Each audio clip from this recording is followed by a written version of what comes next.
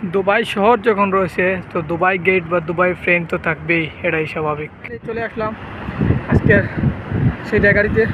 তো এখন আমাকে এই মুহূর্তে এদিক থেকে ঘুরে সিগন্যাল ক্রস করে আমার মেইন টার্গেটে যেতে হবে।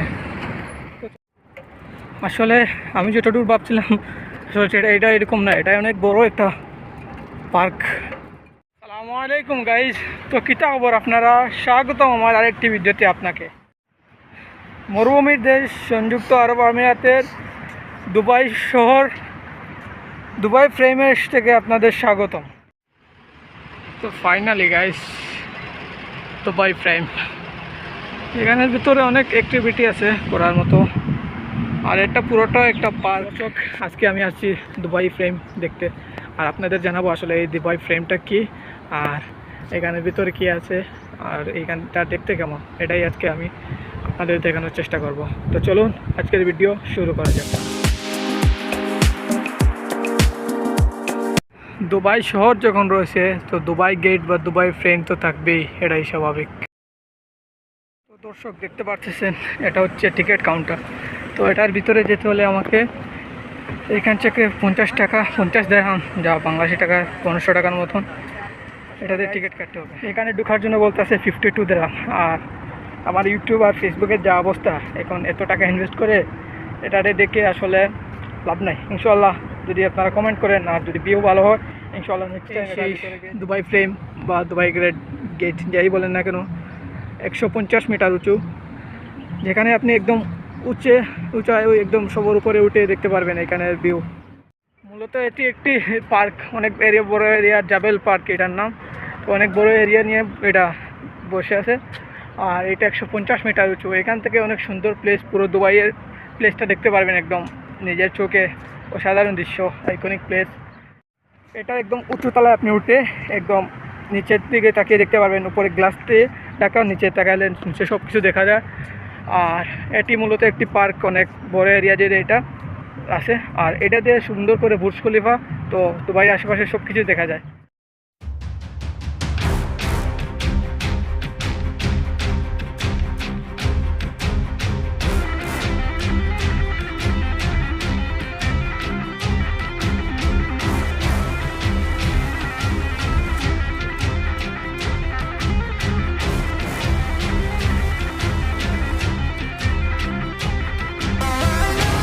আসলে গাইজ দুবাইয়ের আর 4-5টা আইকনিক প্লেসের মতোই এটাই একটা দুবাই ফ্রেমের, দুবাইয়ের একটা আইকনিক প্লেস। এখানে এসে এইটাতে ঘোরার জন্য আপনাকে প্রচুর সময় নিয়ে আসতে হবে। আপনি আসলেন, আধা ঘন্টা এখানে বসলেন, চলে গেলেন, এরকম হলে এটা ঘুরে আপনি সম্পূর্ণ দেখতে পারবেন না।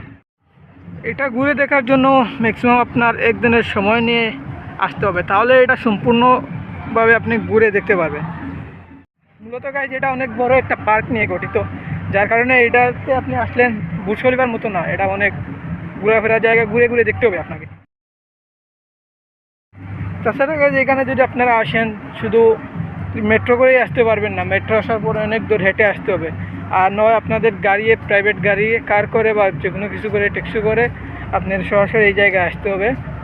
আর আপনারা যদি বুর্জ খলিফা বা অন্যান্য বড় বড় প্লেসে গিয়ে থাকেন এবং উপরে উঠে থাকেন, তাহলে ওই দিকগুলোর থেকে এইগুলা দেখলে, এটা দেখলে আপনারা তেমন একটা সুবিধাজনক হবে না। যারা বুর্জ খলিফা থেকে দুবাই ভিউ দেখেছে, তারা এই দুবাই ফ্রেমে উঠে সেই ভিউটা পাবে না, যেটা বুর্জ খলিফা বা অন্যান্য জায়গায় আপনি উঠে যে ভিউটা পাবেন, সেটা দুবাইয়ের অন্যান্য প্লেসগুলোর মতন এটাও একটা আইকনিক প্লেস। আর আপনারা যদি সময় থাকে তাহলে এটাতে এসে ঘুরে যেতে পারেন এবং উপরে উঠে দেখতে পারেন এটার ভিউ। এটা থেকে দুবাইয়ের সম্পূর্ণ ভিউটা অনেক সুন্দরভাবে দেখা যায়, 150 মিটার উঁচু না এর জন্য। আর তাছাড়া এখানে এই গাছগুলার ভিতরে পার্কের একটা ফিল নিতে পারবেন আপনি, একটা প্রাকৃতিক পরিবেশের সৌন্দর্য উপভোগ করতে পারবেন। দুবাই ফ্রেম ঘোরা শেষে আমি এই পাশের পার্কটাতে চারিদিকে একটু ঘোরাফেরা করলাম, কী আছে না আছে একটু দেখলাম।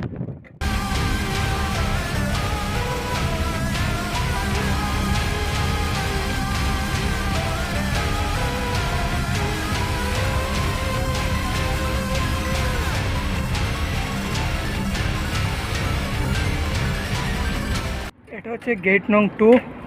ও আপনারা যদি এটার ভিতরে যেতে চান তাহলে গেট নং 4-এ যেতে হবে। সত্যি বলতে এটার উপরে গিয়ে ফিল নেওয়া ছাড়া এখানে আর তেমন কোনো অ্যাক্টিভিটি নাই আপনারা ঘোরার জন্য। এখানে সবচেয়ে উঁচু উঠতে গিয়ে এই দুবাইয়ের ভিউ নেওয়া ছাড়া এখানে আর তেমন কিছু নাই করার জন্য। আর আপনি যদি দুবাইয়ের বুর্জ খলিফাতে গিয়ে উঠতে থাকেন তাহলে এর থেকে 1000 গুণ বেশি ভিউ এবং সুন্দর ভিউ উপভোগ করতে পারবেন।